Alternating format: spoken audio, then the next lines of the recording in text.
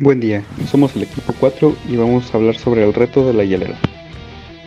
El equipo está conformado por Carlos Eduardo González Jiménez, Roberto Muñoz Valdés, Ernesto Horacio Saro López Ávila y su servidor Saúl Josué Ruiz González. ¿Qué se hizo? Se estudiaron, investigaron y aprendieron algunos temas en base a la termodinámica, esto con el fin de poder aplicar los conocimientos adquiridos a un prototipo de una hielera.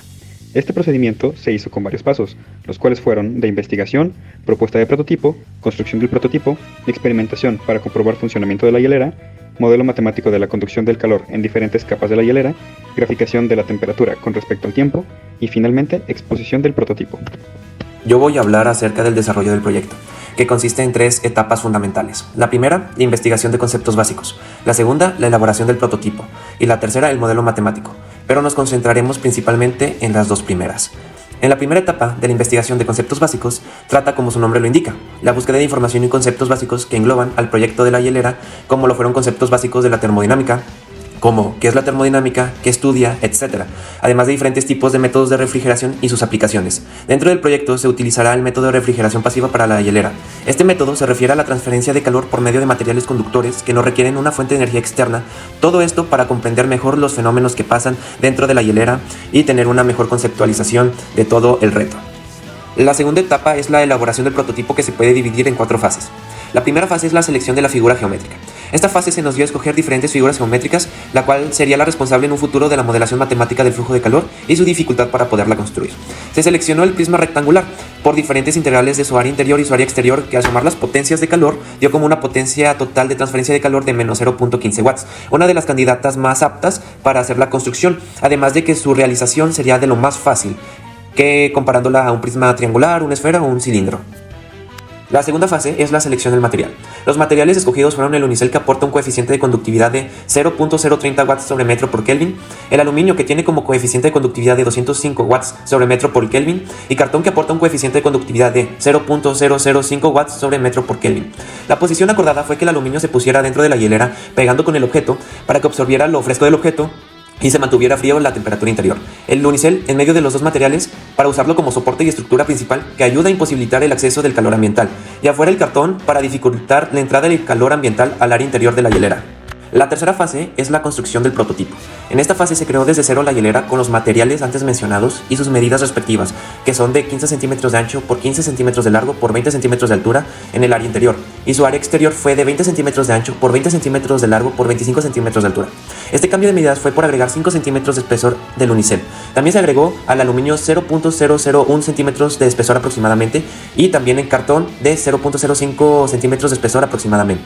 Por eso mismo se mencionó que se hicieron 2 integrales, que era el área interior por ser un prisma rectangular hueco y el área del exterior tomando en cuenta el espesor. La cuarta fase es la experimentación. Al tener ya construida la hielera, se procedió a tomar la temperatura de 4 litros de agua dentro de la hielera, que está a una temperatura inicial de 6.3 grados centígrados. Esto a lo largo de 10 horas seguidas en diferentes tiempos ya establecidos. Como se está utilizando el método de refrigeración pasiva, obviamente esta temperatura inicial va a ir subiendo constantemente, pero también aquí depende mucho de la configuración de los materiales. En nuestro caso, solo va subiendo de décimas en décimas sin pasar los 7 grados, cumpliendo las condiciones del mismo reto. Además, esto nos ayuda para poder obtener la gráfica de temperatura versus el tiempo y el calor versus el tiempo, para saber el comportamiento de la temperatura dentro de la hielera y obtener nuestros datos experimentales. Por último, se creó una modelación matemática para obtener la tasa de calor total que fluye dentro de la hielera a través de sacar las interfaces y despejando respectivamente, para obtener las constantes necesarias para la solución del modelo y dar sustento a los datos de experimentación. Pero este tema se va a enfocar mi compañero Roberto Muñoz, que lo va a explicar de mejor manera y más específicamente. Bueno, para el modelo matemático se tienen 3 igualaciones en base a 3 fenómenos de conducción, porque tenemos 3 materiales, es decir, el aluminio, el unicel y el cartón. Por tanto, se considera que estos tienen el mismo área, entonces igualaremos estos para sacar una ecuación. Para la primera ecuación tendremos un modelo que tendrá 2 fórmulas de T2 que tendrán en común a la variable T1.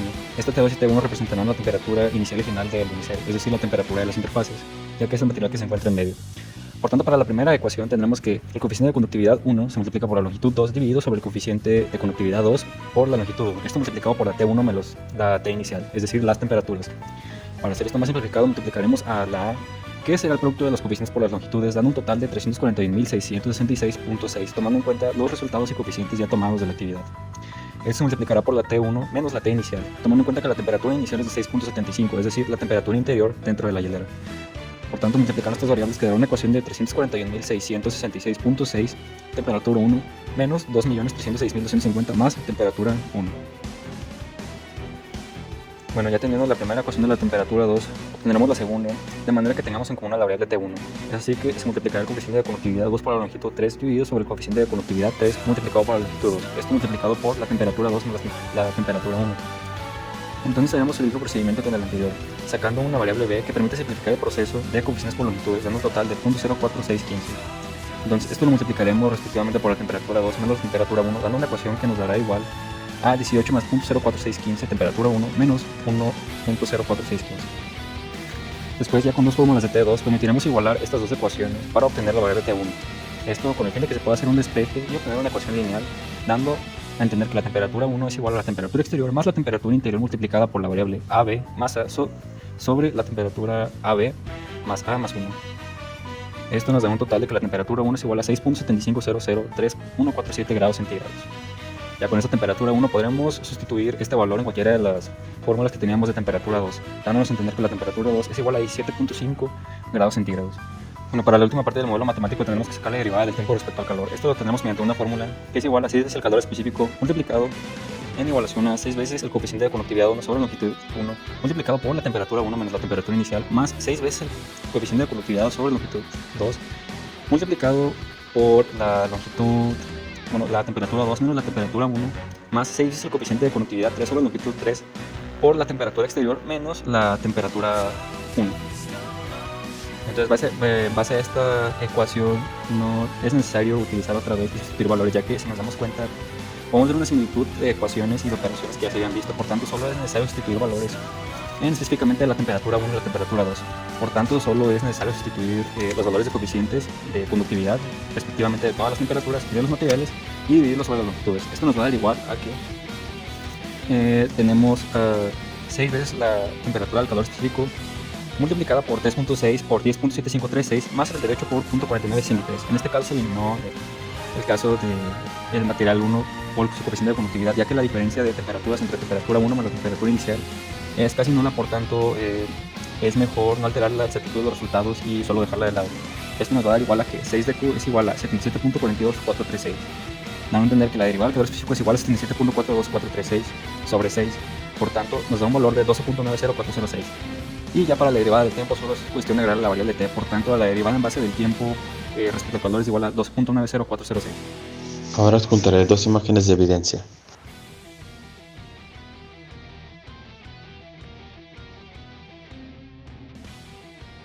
A lo largo de este bloque, hemos podido aprender acerca de los fenómenos termodinámicos, lo que nos ha brindado un mayor entendimiento de nuestro entorno. Poder explicar las transferencias térmicas, entender los tipos de energía, cómo funcionan las ondas, todo esto será de una gran utilidad en nuestras vidas profesionales. Tuvimos la oportunidad de aplicar los principios vistos en clase en este reto, lo que nos brindó un entendimiento aún mayor y una mejor comprensión de cómo funciona la termodinámica, dado que la pudimos vivir en acción, calcularla, medirla y verla funcionar.